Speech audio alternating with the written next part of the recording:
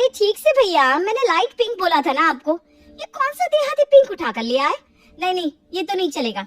मुझे तो of pink ही चाहिए। उसके ऊपर छोटे छोटे पैचेस और उनके कलर वही होंगे जो मैं बताऊंगी।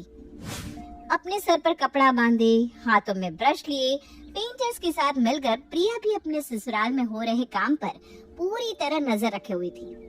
पर इतना सब हो क्यों रहा था, चलिए जानते हैं।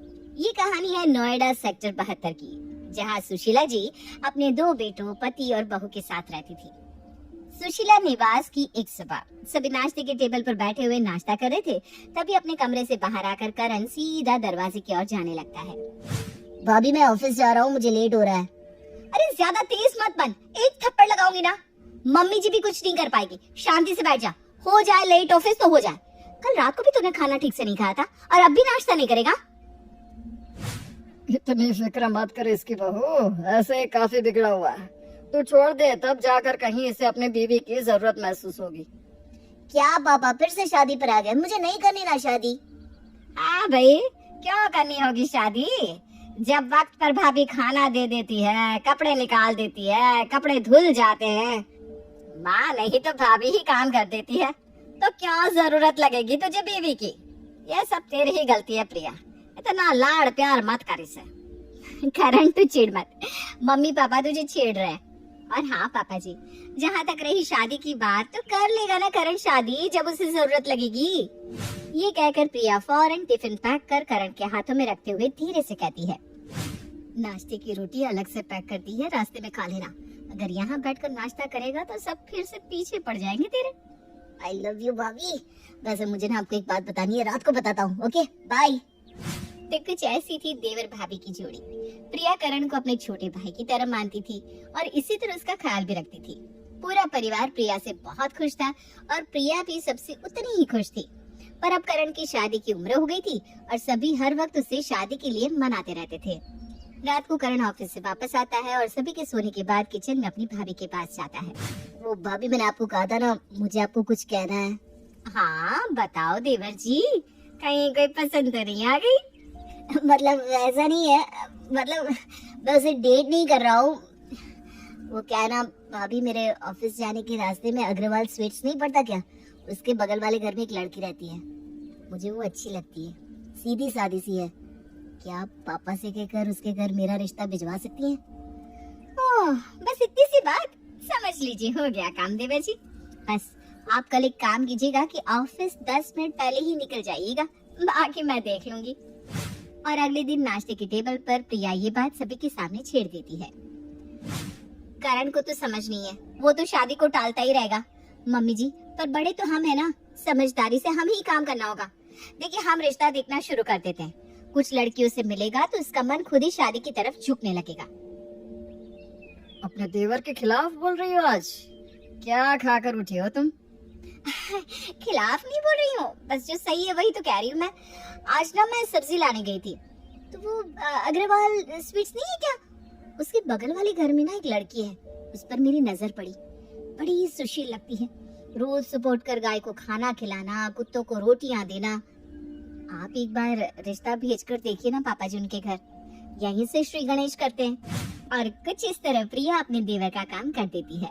लड़की वालों को पहले ही नजर में करण पसंद आ जाता है। अब लड़की का घर देखने लड़की वाले भी करण के घर आते हैं। घबरा मत नीति, तुम्हें जो कुछ भी हमारे देवर जी से पूछना है बेबाक तरीके से पूछ लो। नहीं नहीं, मुझे कुछ नहीं पूछना, मुझे पसंद है करण। उसी वक्त दोनों का रोका हो जाता है। हमारे घर को हमेशा जुड़ा रखना नीति, जिस तरह मेरी भाभी ने आज तक हम सबको एक साथ बांध कर रखा है। आप बिल्कुल भी फिक्र मत कीजिए करण, मैं सब कुछ संभाल लूंगी। करण और नीति का रिश्ता पक्का तो हो जाता है, पर शादी की तारीख 8 महीने बाद की निकलती है। शादी में तो अभी बहुत वक्त है मम्मी जी, शादी की तैयारी तो होती रहेगी। मुझे फिक्र है तो इस घर की, ज्यादा बरसात होने क्या लगती है, घर टपकने लग जाता है। करण का कमरा भी बड़ा छोटा है, बेचारी नीति आएगी तो कैसे एडजस्ट करेगी? अच्छा नहीं लगता ना पापा जी, मुझे लगता है हमें घर ठीक से बनवा लेना चाहिए। क्यों सुशीला जी, बात तो सही कह रही है प्रिया बहू, पर अभी शादी में भी खर्च होना है, फिर घर बनने में भी खर्च होंगे। एक बार में इतने पैसे कैसे निकालेंगे हम? इसकी फिक्र आप मत कीजिए पापा जी, कुछ पैसे मैंने भी जोड़ कर रखे थे। पैसे तो फिर से जुड़ जाएंगे, पर घर बार थोड़ी ना बनेगा। आखिर मेरी देवरानी आने वाली है घर में। घर तो मैं एक नंबर बनाऊंगी। और अपनी देवरानी के आगमन के लिए प्रिया ससुराल बनाना शुरू कर देती है। एक परफेक्ट घर जहाँ सब कुछ परफेक्टली बना हुआ हो। अटैच बाथरूम वाला कमरा, कमरे में बालकनी, वॉशिंग मशीन रखने के लिए अलग स्पेस, एक सेपरेट डाइनिंग एरिया, वॉल्स पर खूबसूरत वॉलपेपर्स। प्रिया तीनों टाइम खाना बनाती और उसके बाद लेबर्स के साथ हर वक्त अपना घर बनता देखती रहती कि कहीं कोई गलती ना हो जाए। आखिरकार उसकी प्यारी देवरानी के लिए जो घर बन रहा था। कितनी मेहनत करेंगे आप भाभी, वहाँ आप सबके लिए 3 टाइम खाना बनाती है, फिर यहाँ आकर धूल मिट्टी में भी अपना समय देती है। ऐसे तो बीमार हो जाएंगे आप। एक खूबसूरत ससुराल हर लड़की का सपना होता है देवर जी। मानो मेरा सपना ना पूरा हुआ तो क्या हुआ, नीति का तो हो। और इसी तरह 6 महीने बीत जाते हैं और बचता है तो बस पेंट का काम। अरे ठीक से भैया, मैंने लाइट पिंक बोला था ना आपको। ये कौन सा देहाती पिंक उठा कर लिया है? नहीं नहीं नहीं, ये नहीं चलेगा। मुझे तो ऑफ पिंक चाहिए। उसके ऊपर छोटे छोटे पैचेस और कलर वही होना चाहिए जो मैं बताऊंगी। अरे वाह वाह वाह बहू, क्या घर बनवाया है तूने। लगता ही नहीं कि ये हमारा ही वो घर है। काफी अच्छी जगह निकल गई, 4 रूम भी निकल गए। बहुत अच्छा है बहू।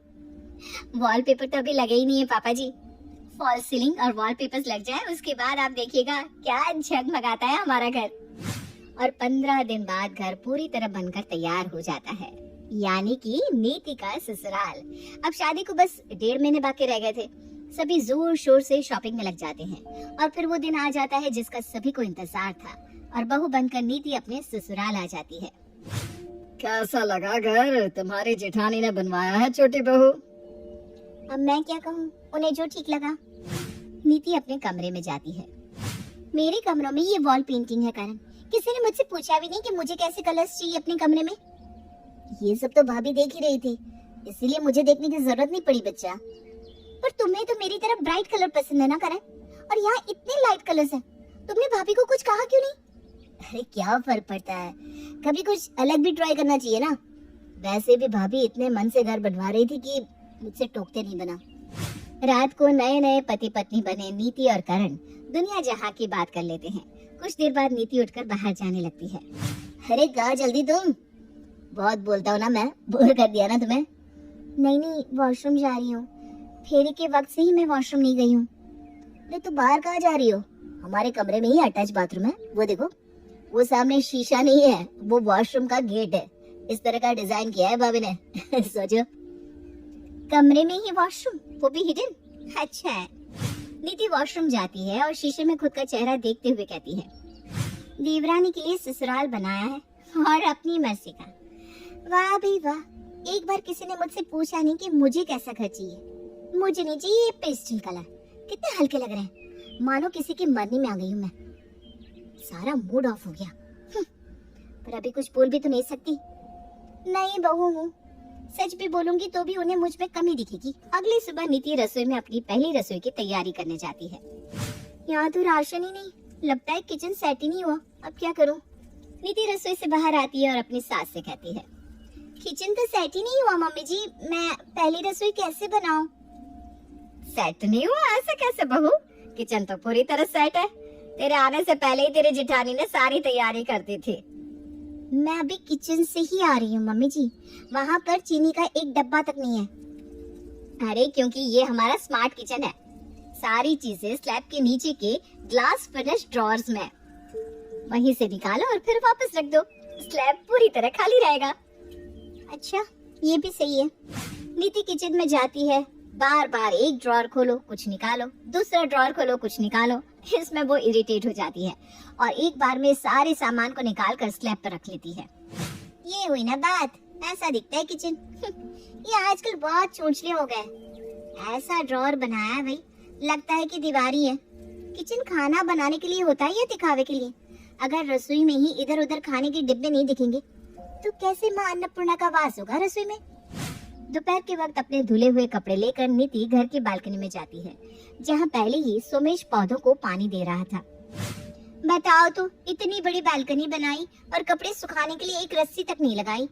इस घर में कपड़े कैसे सूखते हैं पापा जी? सूखते हैं ना बहू, पर हम कपड़े बालकनी में नहीं सुखाते। हॉल के पीछे एक गली छुड़वाई है बहू ने, वहीं रस्सी लगी हुई है, वहीं कपड़े सूख भी जाते हैं, और अगर कोई घर आए तो किसी की नजर भी नहीं पड़ती। ये कहकर मुस्कुराते हुए सुमेश वहाँ से चला जाता है। बस अब बहुत हुआ, अगर बालकनी कपड़े सुखाने के लिए नहीं बनाई तो क्या करना है ऐसी बालकनी का। कुछ दिनों बाद नीति अपने कुछ दोस्तों को फोन लगाती है। हेलो निकिता, यार तो हमारे फ्रेंड ग्रुप को लेकर आज शाम को मेरे घर आ जाना। क्या हुआ नीति, कुछ हुआ है क्या? तू बड़ी अपसेट सी लग रही है। अरे क्या बताओ निकिता, जब देखो मेरे ससुराल वाले मेरी जेठानी के बने ससुराल की तारीफ ही करते रहते हैं। अब तुझे ना मेरी मदद करनी है। अगर मैं डायरेक्टली कहूंगी कि घर अच्छा नहीं है तो सब मेरे अगेंस्ट हो जाएंगे। अब यही काम तुम लोगों को करना है। निकिता सब समझ जाती है और अपने फ्रेंड ग्रुप के साथ शाम को नीति के घर पहुंचती है। दरवाजे पर निकिता को देखकर नीति इस तरह सरप्राइज हो जाती है मानो उसे पता ही ना हो कि निकिता आने वाली है। अरे निकिता, तो अचानक यहाँ? What a pleasant surprise. आओ आओ, मैं तुम्हें अपना ससुराल दिखाती हूँ। ये पूरा घर ना मेरी जेठानी ने बनाया है, सब कुछ परफेक्ट है यहाँ। क्या नीति, तू तो बड़ी इंटीरियर डिजाइनर बनती थी, और ऐसा घर, ऐसे दीवार की रंग कौन रखता है यार आजकल। लगता है किसी ने पैसे बचा लिए सस्ते वॉलपेपर लगवाकर। क्या राहुल, तुम भी जब देखो मेरा मजाक बनाने लगते हो। छोड़ो ये सब, चलो साथ में बैठते हैं और पुराने दिनों को याद करते हैं। सभी साथ में बैठकर कुछ देर बात करते हैं। उसके बाद नीति कहती है, तुम लोग बैठो, मैं अभी नाश्ता लेकर आती हूँ। अरे तू अकेली क्यों जाएगी, मैं भी चलती हूँ।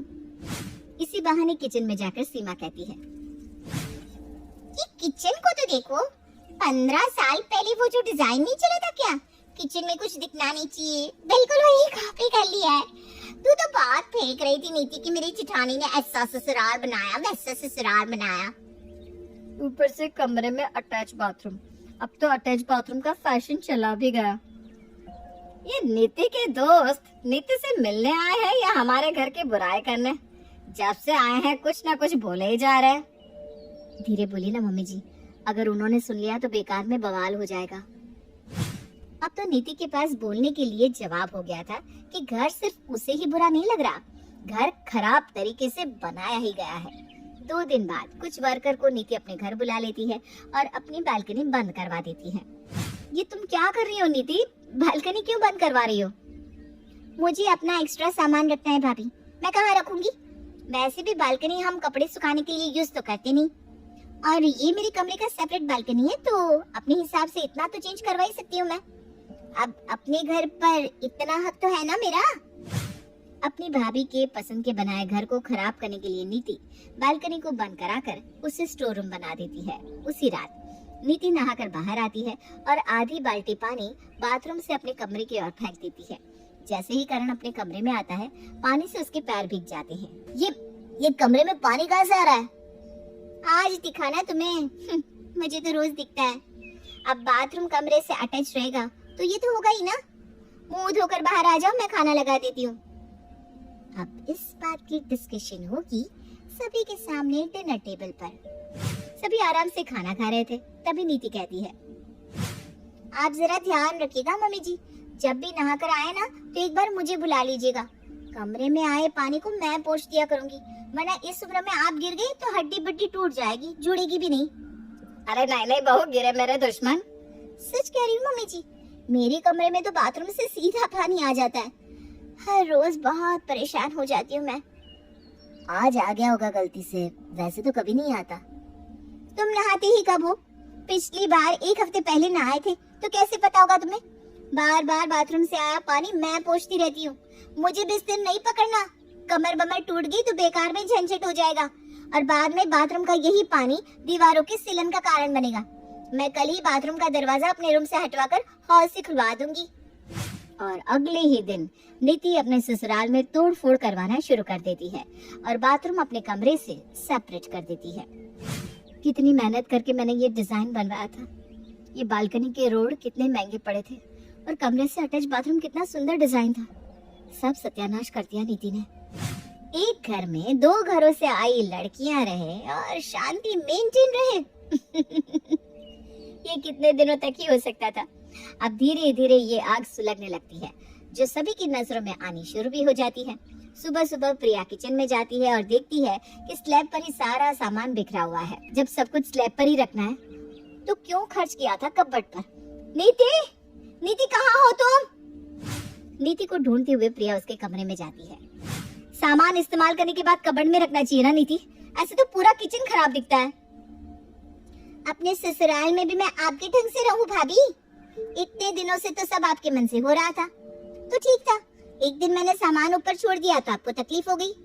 खटक रही हूँ मैं तो साफ साफ कह दीजिए। मैंने ऐसा कहा ही नहीं, तुम बात को क्यों बढ़ा रही हो? मैं बात को नहीं बढ़ा रही हूँ। आपको कोई प्रॉब्लम थी तो आप चीजों को वापस ड्रॉर में रख देती, पर नहीं, आप इरिटेटेड है क्योंकि मैंने अपने कमरे से बाथरूम को डिटैच करवा दिया और आपको अपने कराए कंस्ट्रक्शन में बदलाव दिखने लगा। उसी इरिटेशन में आप ये सब कर रही है ना भाभी। बात बिगड़ते बिगड़ते इतनी बिगड़ जाती है कि पूरे घर में दोनों बहुओं की आवाजें गूंजने लगती हैं। भागते हुए सभी कमरे में आते हैं। चुप हो जाओ बहू, क्यों तमाशा कर रही हो तुम दोनों? इन लोगों को क्या लगेगा? ऐसा घर होता है क्या? इन्हें अपने काम पर जाने दो, फिर हम बैठकर इस पर बात करते हैं। मम्मी ठीक कह रही है नीति, थोड़ा रुक जाओ। हाँ भाई, रोका तो मुझे ही जाएगा ना। इस घर की छोटी जो मैं हूँ, जिसे देखो आता है और इस घर की बुराई करके चला जाता है। पर आप लोगों ने तो आंखों पर पट्टी बांध रखी है ना। तुझे पता भी है तो क्या बोल रही है बहू? कितनी मेहनत से तेरी जेठानी ने तेरे लिए घर सजाया, सबके पैसे मिलाकर भी बजट पूरा नहीं हो पा रहा था। फिर तेरी भाभी ने अपनी खुद की एफडी तोड़ दी कि घर अच्छी तरह से बने, पर एक बार भी इसने किसी से नहीं कहा। ये सुनकर नीति कमरे से बाहर चली जाती है। आपको लग रहा होगा कि ये सुनकर नीति का दिल पिघल गया होगा, पर ना जी, ऐसा कुछ नहीं होता। अगली सुबह नीति रसोई के 2 हिस्से कर देती है और अपने हिस्से की और का किचन अपने मन मुताबिक रखना शुरू कर देती है और घर पर जहाँ मन करे वहाँ कपड़े सुखाना शुरू कर देती है।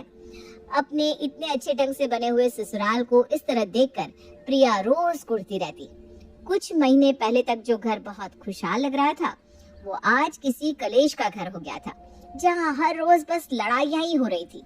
अब आप ही बताइए, आपके हिसाब से इस कहानी में गलती थी किसकी? देवरानी की या जेठानी की?